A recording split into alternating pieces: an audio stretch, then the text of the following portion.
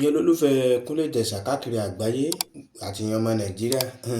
Mo mọ̀ kí gbogbo yín, mo mọ̀ kọ́ ọmọdé, mo ká àgbàlagbà, mo kọ́kùnrin, mo kóbìnrin.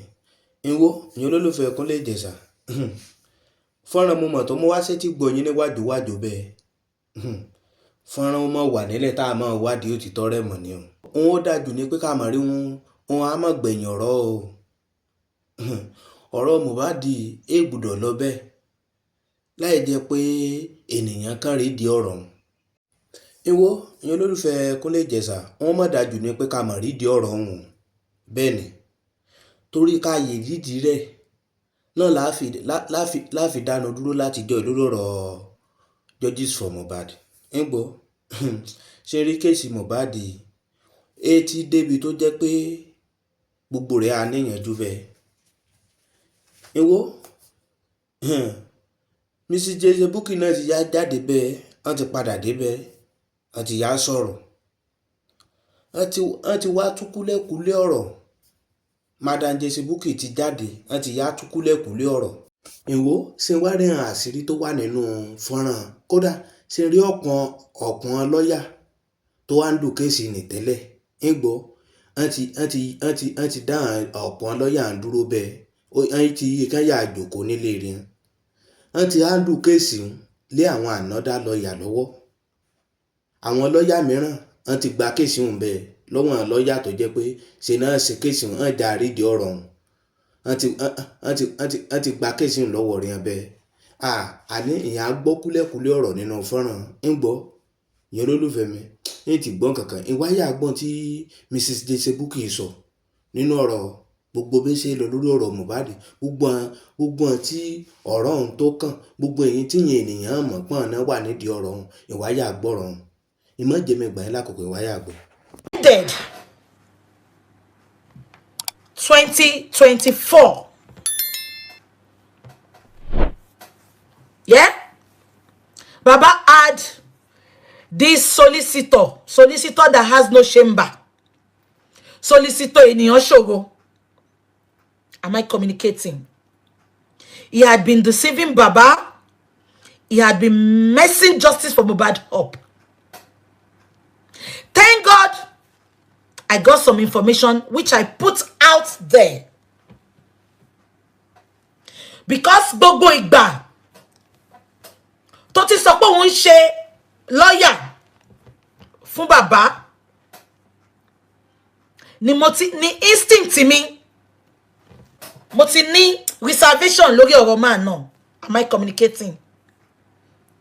I kept talking to Baba. I kept talking to Mr. Muiwa.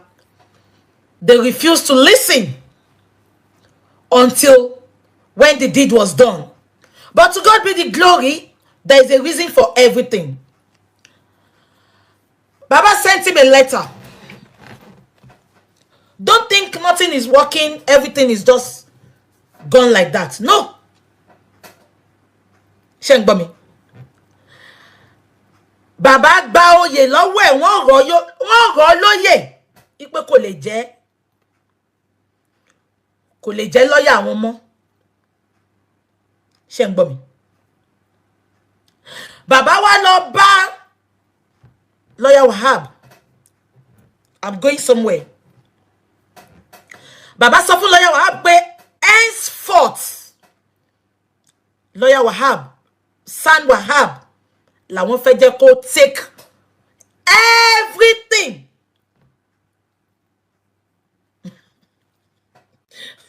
Àwọn èèyàn ní pọpọ fún mi ẹ ṣáà máa wò ní I want to grow my hair back without relaxing it. Am I communicating?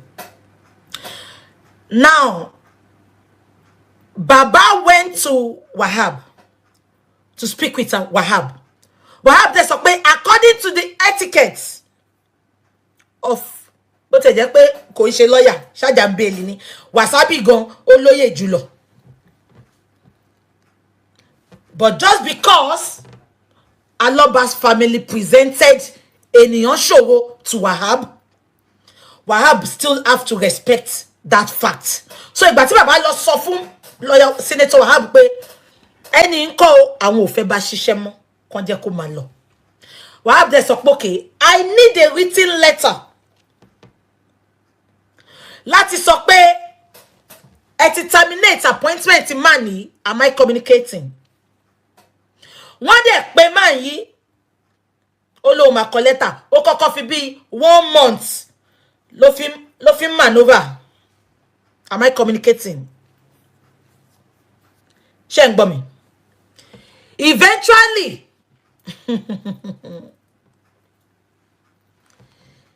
ìgbà tó máa kọ lẹ́tà, check your inbox. Which of my inbox? Ṣé TikTok àbí Facebook? Ìgbà tó máa kọ lẹ́tà, ṣé ń gbọ́ mi? Ó ń demand 9 million naira lọ́wọ́ bàbá. Ènìyàn ṣòro. Ìwọ fàfà lẹ́yìn tètè subscribe sórí ètò. Ó ní kíní kan bí aago bẹ́ẹ̀ tán lẹ́yìn bò pé ní notification bell. Ìgbọ́wọ́lé aago kí n rán notification bell yín sílẹ̀. Òun la táì lólobó lóòrèkóòrè. Tàbá tó ti mú fọ́nrán wá sí orí ètò yìí. Fẹ́yìn olólùfẹ́ Kúnlé Ìjẹ̀ṣà. Ìwọ kí n share fọ́nrán káàkiri gbogbo àgbáyé. Kí n share fọ́nrán torí àwọn tẹ́sí mọ́ bí ṣe lọ lórí ọ̀rọ̀ fọ́nrán. Ẹ share fọ́nrán. Kí n comment ẹ̀yin náà bá fẹ́ sọ lórí ọ̀rọ̀ fọ́nrán. Kí n jù sí àpò kọ́mẹ́ǹtì. Ṣé ń gbọ́ mi? Kí n kọ́mẹ́ǹtì sábẹ́ fọ́nrán. Kí n like rẹ̀. Kí n share rẹ̀. Ìwọ ìwáyà gbọ́rọ̀ ń bẹ̀ bí ṣe lọ. Fún ẹ lọ́yà tí ò ní chamber. Lọ́yà tó jẹ́ pé ó fẹ́ ṣe chat. Ó fẹ́ defend ara ẹ̀, fake profile ló ń lò. Gbogbo àwọn tó ń tajà lórí Instagram profile wọn ló ń lò ètò wọn fẹ́ customer. Ènìyàn ṣòro tó lóhun lọ́yà tó confidently pera ẹ lọ́yà. Fake profile tó ní àtó mẹ́fà.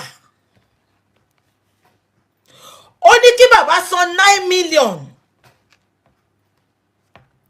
Ipe bàbá jẹ òun ní 9 million. Ó wá ní kó mú lẹ́tà ibi tó ti jẹ́ ní 9 million jáde. Kó mú lẹ́tà ibi tó ti jọ jókòó tí bàbá bá sign 9 million. Yeah. Anything tẹ́ bá gbọ́ lẹ́nu mi lọ́sọ̀ọ́, you know I will not lie.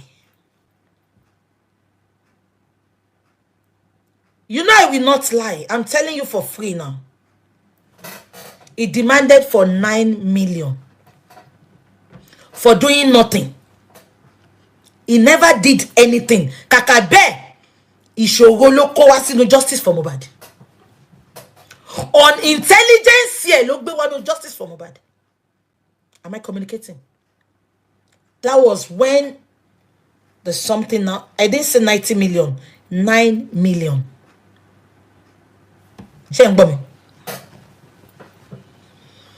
Ó wá béèrè lọ́wọ́ ẹ̀ pé owó kíni 9 million. Ó ní tí tó bá san 9 million fóun, òun ò ní kó nǹkan tó wà lọ́wọ́ sílẹ̀. Ẹ jọ̀ọ́ ẹ bá mi bí Egbére. Egbére ń lè kó. Kí ló wà lọ́wọ́ ẹ̀ tí ò kó sílẹ̀? Kí ló wà lọ́wọ́ wèrè tí ò kó sílẹ̀? Ṣàkí máa ń ṣe bí ọ̀rá. Small yansh dey shake yo. Àwọn lọ́yà tó ganu sílẹ̀. Abẹ́ gbọ́ mi. Ó ní tí bàbá ò bá fóun lówó yẹn sẹ́. Baba is not looking for lawyer. I'm talking about lawyer. Shadabeli Odumosu mo sọ. Ganu sílẹ̀ lawyer. Ènìyàn ṣòro. Òun ló ń jẹ́ ènìyàn ṣòro. Ṣé ń gbọ́? Àwa bí pé owó kíni. Ṣówó tó fẹ́ fi ṣe rúfin ilé ẹ níjẹ̀bú ni. This way to àbówó kíni. Ara justice for Mohbad ló ra mọ́tò. Ó ti yẹ pé license ọ̀rẹ́ ló fi wà ní London. Ara justice for Mohbad ló ti kúrò ní 1 bedroom ló ti bọ́ sí self contained. Lára justice for Mohbad náà ni lọ́yẹ̀ ènìyàn ṣòro. Ara justice for Mohbad. Ibẹ̀ ló ti ní kó bẹ múlẹ̀ ilẹ̀ ibi tó ń kọ́ this way to sí. Abẹ́ gbọ́n. Orí yẹn la wá yí wà báyìí. But èmi wá ń sọ lẹ́ni tó bá rí 1 naira gbà ó múlẹ̀ lẹ́ni ẹ má wọrí. Owó tí ò sí jẹ̀díjẹ̀dí kan ò lè gbà. tó bá rí 1 naira gbà lọ́wọ́ bàbá Mohbad ṣe ó bu nílẹ̀ ńlẹ̀ ni ìtorí bàbá kọ́ ló gbà níṣẹ́ bó tẹ̀yẹ pé àwọn bàbá ló lọ wá public ló sanwó tán fún and the public said and I quote that they don't need him again. Ọ̀rọ̀ ẹ̀dá bẹ́ẹ̀ tá a fẹ́ lù ní tó ń dárin ènìyàn ṣòro. Lọ́fí long experience yẹ lọ́fí help àwọn tó jàpá. Lọ́fí help àwọn tó fẹ́ gba benefit tán fún benefit. So ibi tọ́rọ̀ dé nìyẹn sìn. But tó bá kọ̀ tó bá lù kò sí nǹkan kan náà lọ́wọ́ ẹ̀. Kò sí nǹkan kan náà lọ́wọ́ ẹ̀. Gbogbo nǹkan tó wà lọ́wọ́ ẹ̀ kò ju nǹkan DNA lọ tó bá dẹ̀ lóhun ò mú sílẹ̀ kó f off.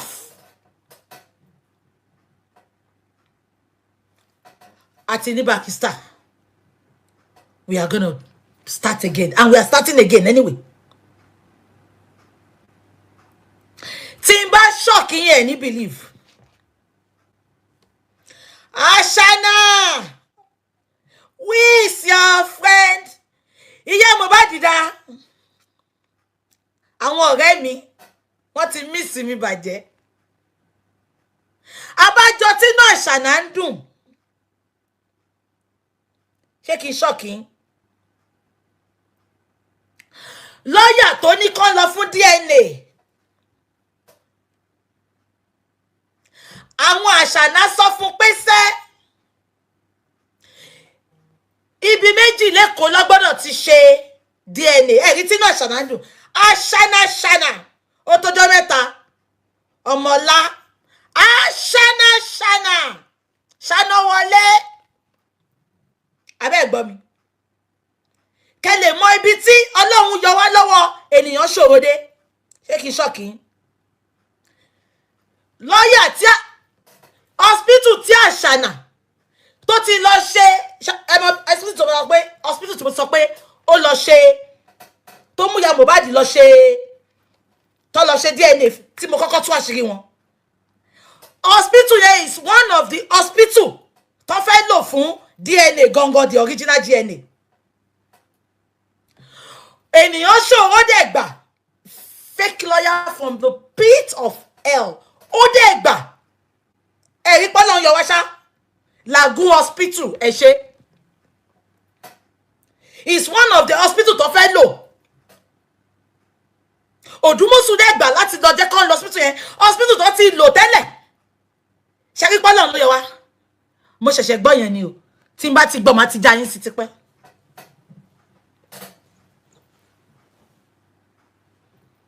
Àbọ̀rọ̀ mi ò yé yín. Now what is the bone of contention? Ènìyàn ṣòro is crying profusely. Ènìyàn ṣòro is crying profusely.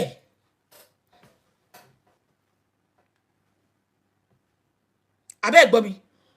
So ibi tọ́rọ̀ dancing nìyẹn. But no shaking. Mo ti sọ fún yín when we started justice for Mohbad in 2023. I said and I quote, I said it's going to be a very, very lengthy journey and a bumpy one. It's not going to come easy because the Nigerian police, they know what happened and they know what they need to do if they want to do their job. But purposely, they decided not to give the poor man Mohbad's dad justice for the reason best known to them. Am I communicating? So I'm gonna plead to you all to please, for the sake of justice, kindly bear with us. We are gonna get there. We are gonna get there, please. Positivity always. Please. We are gonna get it. We are not relenting, I'm telling you. No justice, no burial. No justice, Ashana is going nowhere. No justice, they are gonna have sleepless nights. Every one of them until we get justice. Because if not, 15 people 5. This is 10 and another 5.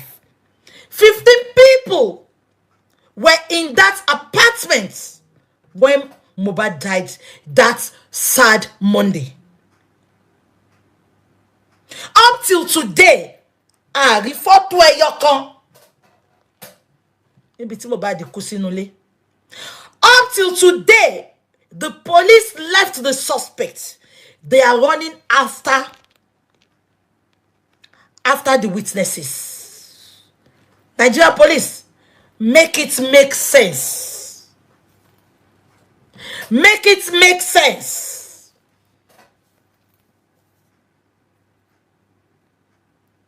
Am I communicating? So please, bear with us.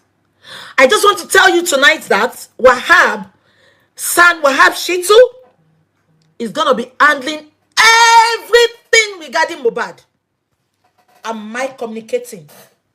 Is going to be handling everything regarding Mohbad. Nothing is going to be changed. Nobody can mess up anything. I might not be coming online, but I'm always communicating with Baba.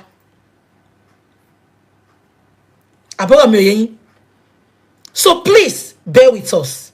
Remember, I'm always saying it. It's going to be a very bumpy road. It has never happened in the history of Nigeria. But for one reason, this is happening. And remember, I told you when we started this justice, I said, God used the foolish thing to comfort the wise.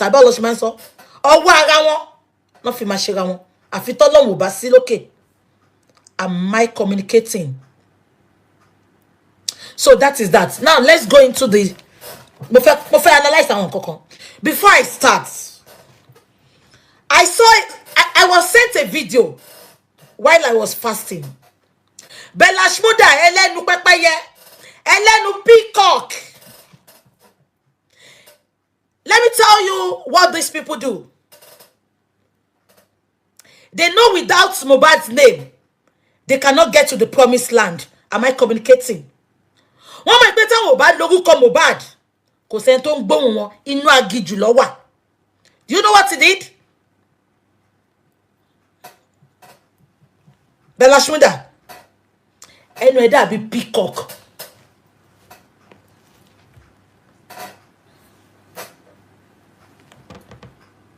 Àsìkò tó ló jẹ́ kó lọ ṣe DNA ọmọ ẹ̀. Ọ̀nà lọ kọrin Ìbàdàn.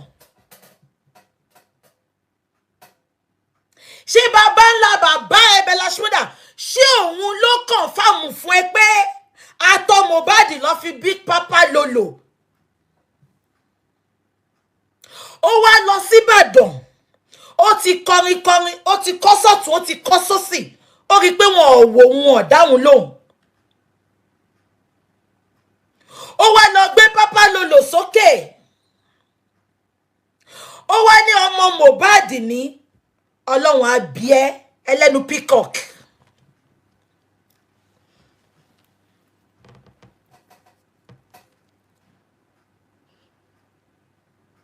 Kò má dá kíyàn má lówó lọ́wọ́. Àìlówó lọ́wọ́ òde pani lórúkọ dà chief Mrs. ni ò ní sí ńbẹ̀. Ṣó bí yàlá ìyá ẹ̀ dá Bella Shmuda ẹlẹ́nu pẹ́pẹ́yẹ. Pẹ́pẹ́yẹ kọ́ peacock.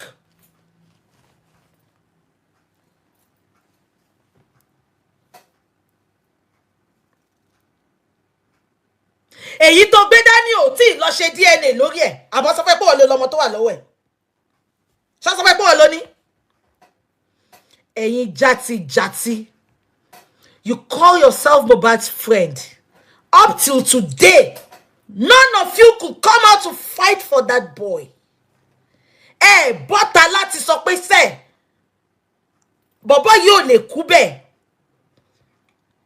Eléri ibu yín. Ẹ wá máa ṣe remembrance lójoojúmọ́ bí ìgbà tó ń ṣọdún ṣú.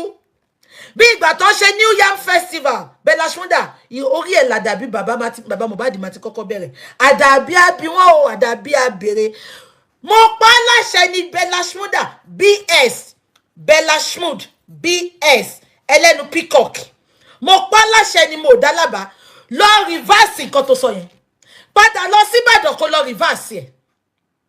Mo sọ ni mo pa láṣẹ ni mo dálábà. Padà lọ sí Ìbàdàn kó lọ reverse ẹ̀. Àwọn fake friends everywhere. Ká tó bá ní rìnrìn àjò ṣe ló jẹ́ ká mọ ẹni tí a bá lọ. Apaniwà nílé àṣeniwà làjò ẹmọ ẹni bá rìn ayé ìṣòro. Tó bá ti lọ kọrin báyìí àbẹ́ ẹ̀gbọ́n mi, tó bá ti rí pé wọn ò gbọ́ orin òun asáré máa sọ̀rọ̀ Mohbad, àwa lọ gbọ́ Mohbad. Àbórí yín burú ni.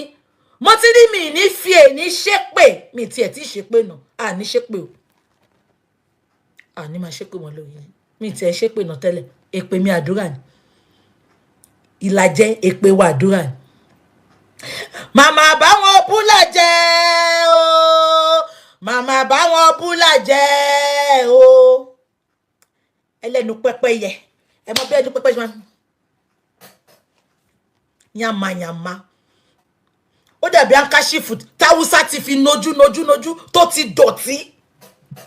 Àwọn olóhùn if not for Mohbad ta ló mọ̀ yín. Lẹ́yìn ṣe o. Àní rí kú òjijì lórúkọ Jésù ẹ tún lẹ́yìn ṣe. Nǹkan tẹ́ ẹ bá ní gbà lólówó tálíkà ní kẹ́tì kọ́. Nǹkan tẹ́ ẹ bá ní gbà lólówó tálíkà ní kẹ́tì kọ́. Ẹ jẹ́ ká máa gbọ́ lọ. Or he cannot even finalize that now. I'm not concerned about that. You are his grandfather till your son left. Ẹ wo, ó sọ pé bàbá ló ní ọmọ. Bàbá ní kó má pè ní ọmọ òun until tó bá confirm ẹ̀. Ó ní I don't care about that. Ẹ bá mi wá bọ̀bọ̀ ẹ̀. We have to petition him. Ẹ jẹ́ ká máa gbọ́ lọ. Bàbá hospital tí Guresi wà. Ó bà nǹkan jẹ́ gan. Ẹ jẹ́ ká máa gbọ́ lọ. He was your grandson. When we are in Corona, Prime Boy, this spending search, the paternity of that boy was the genesis of the fighting between him and his wife. Wunmi and lawyers have agreed to do the DNA. Yes, they have agreed. When would they do it? Very soon. You know, when you want to change a lawyer, it's not going to be easy things. So you want to change lawyer? Yeah. I have a doubt in my mind. So I have to change him immediately. Have you ever tried to do DNA for you and Mohbad to show that you are the Mohbad's father? Yes. Shengbo. Baba was not sensitive to the enemies around him. Only ṣé Baba ti ṣe DNA láti mọ̀ pé òun ló bí Mohbad. You can imagine such question. Gbogbo owó tó bá fi content yìí pa ìwọ bọ̀bọ̀ yìí, àìsàn ló máa fi wò. Bó ti ní mo ní sọ̀rọ̀ ṣùgbọ́n máa pàṣẹ burúkú sínú ayé ẹ lọ́sàn yìí. Gbogbo owó tó bá fi content bàbá yìí pa, because mo rí pé àwọn èèyàn bá ẹ ṣí ẹ̀ gan. Ó ní fi ṣe nǹkan rẹ̀, àìsàn ló máa fi wò. Àyàfi tó bá yẹ pé ìdùnnú bàbá ẹ ní kọ́mọ ikú. Ẹ jẹ́ ká máa gbọ́ lọ. Ní bàbá ń fight for property my foot. Ṣé bàbá ìjọ ibi tí mò ń lọ gangan ni mo ti dé yìí o. Does Baba Mohbad look like somebody tó jẹ́ pé nǹkan ayé jọ lójú? Ẹ̀yin tẹ́ ń wò mí ẹ bá mi dáhùn. Ṣé bàbá Mohbad jọ ẹni tí nǹkan ayé jọ lójú? Àṣànà àtàwọn fámìlì ẹ̀ àwọn ní gbogbo nǹkan ayé jọ lójú tó gbàgbé pé ohun ayé máa báyé lọ. Tí ò bá jẹ́ bẹ́ẹ̀ ni ọmọ 26 years old kí Àṣànà má jẹ́ kó ní account kó jẹ́ pé account ìyá Àṣànà ni Mohbad ń pa owó sí. Make it make sense. Ẹ jẹ́ ká máa gbọ́ lọ. So he was inside and he was killed inside.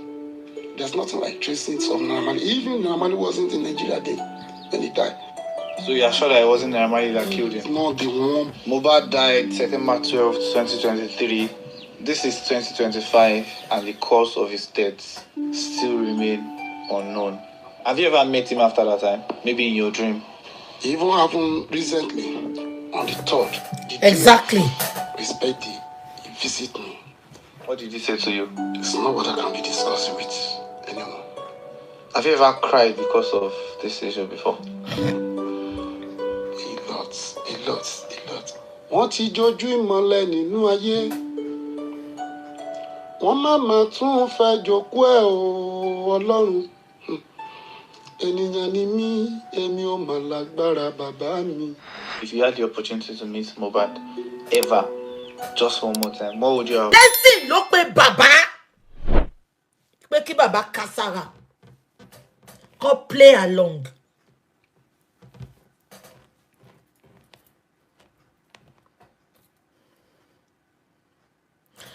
Ó wá pe Àṣànà oní Mohbad ńkọ́ ó ní mọ́mì ṣe gbọ́n kankan. Ẹ̀yin onílàkàyè ni mò ń bá wí lálẹ́ mo ò bólulẹ̀ nation wí. 2 hours later ó wá pè ya Mohbad padà. Mọ́mì àní rí kú ọmọ o àní rí kú ọmọ o prime boy ni o ogun lọ́bẹ ni o. He was building purposely. Statement Tasha kọ ní first day òun ni ọlọ́pàá wá kà fún wa. They did not go for their own interview. They did not take a step to go check what happened. Rather, they humiliated Mohbad's father when he went to the station to get a statement to report the incident to the police. The police refused to follow the man to where the homicide happened. Ẹ̀mí èèyàn là ń sọ yìí kò ń ṣe ẹ̀mí ẹdìyẹ. Ó wá pè ya Mohbad 2 hours later. Màmá, àní ròkú ọmọ. Àná tó ń lọ sí outing.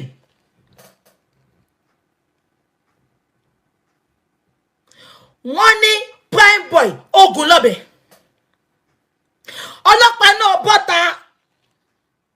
Mohbad was bleeding profusely. Ohun òkè lọ fi pé profusely yẹn ìbájọ́hùn ìsàlẹ̀ ni àní bí yóò ya Kòròdú hospital.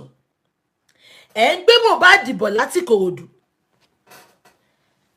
Ẹ kọjá Ìkòròdú General Hospital.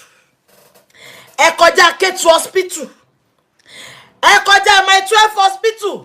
Ẹ kọjá Onípàánù. Maryland. Panguf Ọbaníkòró. Ẹ wá lọ gan-an. Ẹ gbèdé Lẹ́kì. Ẹ tún wá tọ́jú ẹ̀ sínú ilé. Ẹ bá mi bèrè lọ́wọ́ Àṣànà. Ṣó fẹ́ fi Mohbad ṣe ṣeré ni?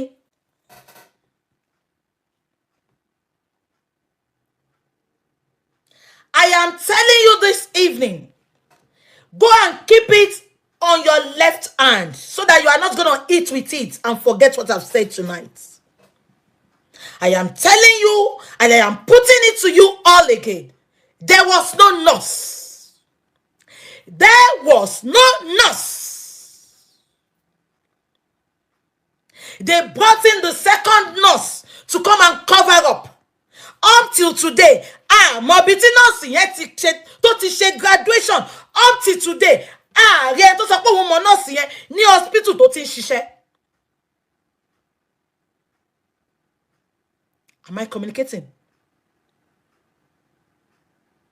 Am I communicating?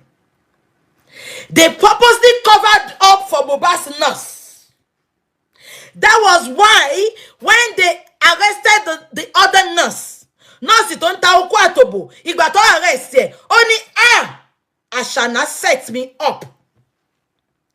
Why will she say that if they've truthfully called her to come and treat Mohbad? Why the setup?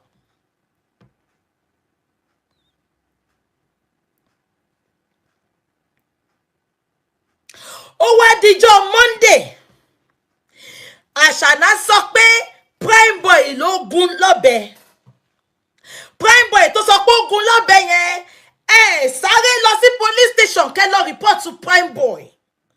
Prime boy wá ní infantry. Ó wá pè láàárọ̀ Monday. Ó ní báwo ni? Mo fẹ́ wá gbé báàgì mi. Àṣànà wá ń bẹ̀ ẹjọ́ sá. Ẹ má tí wá. Ẹn tó ní ó gúnyàn lọ́bẹ.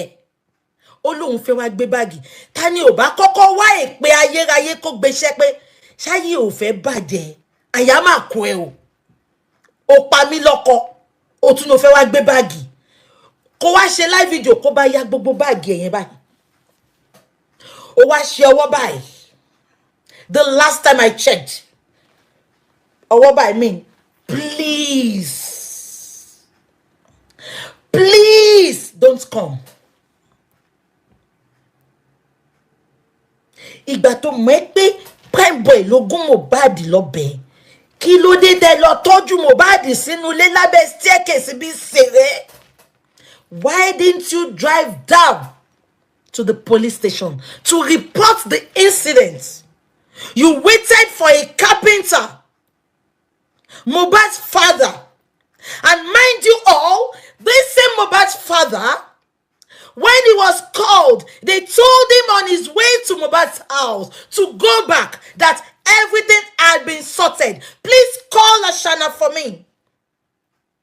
Are they being Baba Mohbad went back home? What are they going to use Mohbad's corpse to do? To help Baba Mohbad padà sílé lóòótọ́, kí ni wọ́n máa fi òkú Mohbad ṣe? Wọ́n wá lọ gbé sí títì. Wọ́n ní ó wà knock down pẹ̀lú driver tó ń sáré kiri. Am I communicating? Ashana, Wunmi dada. I keep on saying it. Tó bá ṣebẹ̀ fún ẹ nínú odó, tó gúnyán fún ẹ nínú èpo ẹ̀pà, tó gbé ẹ sínú omi odò ya lárú Àṣànà, àṣírí ò ní bò. Èmi tí mo sọ bẹ́ẹ̀ ni. Àyà ni mo fọwọ́ gbá kò ń ṣọyàn. Wọ́n ní tẹ́lífàǹtì méjì bá jà, koríko bẹ̀ ló máa sọ́fà. Ashana, the battle line in 2025 has been drawn again. We no relenting. We are not relenting until we get the justice we desperately seek for.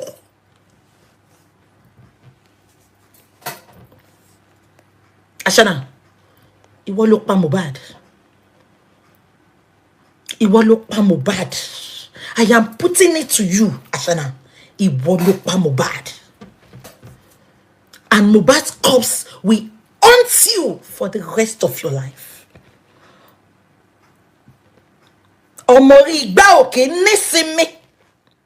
Ashana, until you come out and come out clean. Ó ní nísinmi.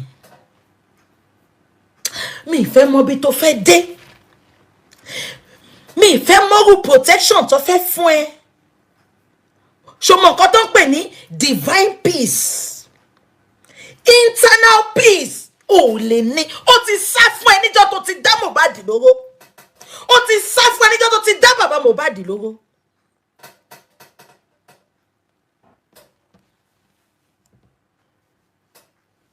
Ọ̀gẹ̀dẹ̀ wo kòkó yè tán. Ashana, ó wá pàjẹ́ apàyàn. Apàyàn. Tag yẹn ti wà lára forever, kò sẹ́ni tó lè bẹ̀ wẹ́ kúrò. I am telling you for free. Mi ìfẹ́ mọ̀ bó ṣe fẹ́ bù ẹ́ tó. Mi ìfẹ́ mọ̀ bó ṣe fẹ́ manipulate ikú Mohbad tó. The tag has been there. You are tagged forever. Wallahi kó lọ ṣe plastic surgery, it will forever remain there. Ìpè wọ́n ló pa Mohbad. Ìwọ ló rán Mohbad lọ sí ikú tí ó ti jẹ́ kó kú. Ìwọ ló rán lọ sí ọ̀run àrèmábọ̀. Mohbad jẹ̀bi ìfẹ́, ó fìfẹ́ dùn, ó fòbò dùn, gbogbo nǹkan tó ń gbádùn ní youth age ló fi dùn Mohbad. Ó wá fa dédé lórí, ó wá fi ikú, ó tún wá fi jẹ́ kó ṣáájú.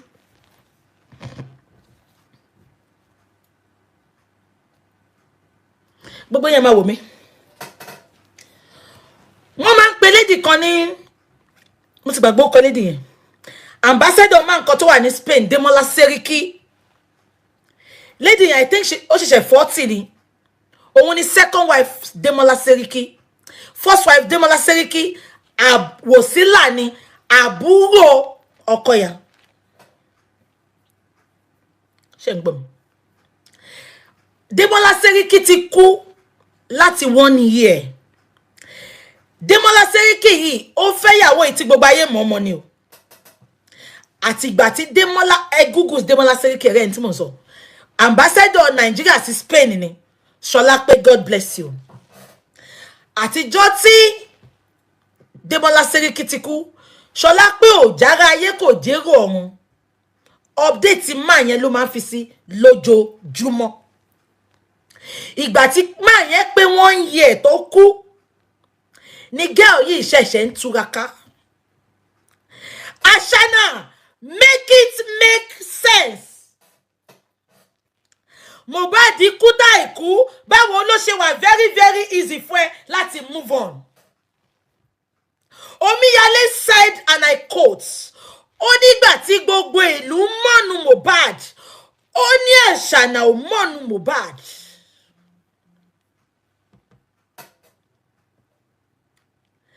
Ọmọ tó wà lóṣù mẹ́fà, oṣooṣù lẹ́ ń gé kéèkì fún ẹ̀sọ́ di àkàrà òyìnbó tó fi ń ṣe sàárà lóṣooṣù. If you truly love Mohbad, ọmọ kékeré ara ẹni ẹ kò tí ì jẹ́ kó tán lára ẹ̀. Mi ìfẹ́ mọ́rú okó tó lè máa dó. Mi ìfẹ́ mọ́rú ẹ tó fi ẹ́ lọ́kàn balẹ̀ kò tí ì jẹ́ kó kúrò lára ẹ̀. Àwa gan tá a dó Mohbad tá a mọ́ rí. Mo tẹ̀ fẹ́ play video yẹn. Wọ́n lọ ṣe press conference. Ṣé ń gbọ́ mi? Ìgbà tó dé press conference, mo ti gbé photo yẹn tí mo mọ̀ bí gbogbo yín rí. Ẹ wo countenance ya Mohbad when Adura ṣó ń rap ni àbó ń sọ̀rọ̀. Ẹ wo gbà tí Adura ń sọ̀rọ̀, ẹ wo bí Mohbad ṣe ṣe. Ó monitor ẹ back to back ni. Ẹ̀rù ń bà ya Mohbad pé kọ́mọ ẹ má lọ sọ nǹkan tí ò jẹ́ kó sọ. Ṣé rántí pé first time tó kọ́kọ́ máa lọ sí corona inquest, ṣé rántí? Ìgbà tó sọ pé ó máa kan Adura, ṣé ń gbọ́? Tó máa wá sínú kóòtù àṣìpa kó wá sọ nǹkan tó mọ̀. Ìyá Mohbad aláṣọ children ó pè bọ́ta. Irú ẹ̀bẹ̀ wo ni ìyá Mohbad lè máa bẹ Adura tó kúnlẹ̀ méjèèjì fún tó sọ pé kó jọ̀ọ́ kó pa òun sílé kó má pa òun síta. Mo sọ fún yín pé níjọ́ tí Mohbad kú, bẹ́ẹ̀rì àtọ́ lọ ṣe tó kọ́kọ́ lọ sí yẹn. Ṣé wọ́n ti pàṣànà mọ́tò Mohbad ló gbé débẹ̀, ẹ bèrè bó ṣe lọ. Ṣé wọ́n ti pé Omiyale náà sọ ó láwọn láti cover ìkúrò ń bẹ̀ yẹn ni pé torí àwọn ọmọ Òkòròdú fẹ́ nà Ashana based on nǹkan tí Adura ti sọ fún wọn. Mọ́tò tó gbé wá yẹn kò gbé lọ. Bádúrà ṣe tàka sí ni pé kó mú kí lóhun lọ́wọ́. Yín olólùfẹ́ Kúnlé Ìjẹ̀ṣà káàkiri àgbáyé, ọ̀rọ̀ náà ni ti gbọ́ ni ọ̀rọ̀ hàn ju bí yìí lọ. Bí bá tó sí lọ lórí ọ̀rọ̀ Mohbad, ìlérí Olúwa àtúnjẹ́ kí a gbọ́.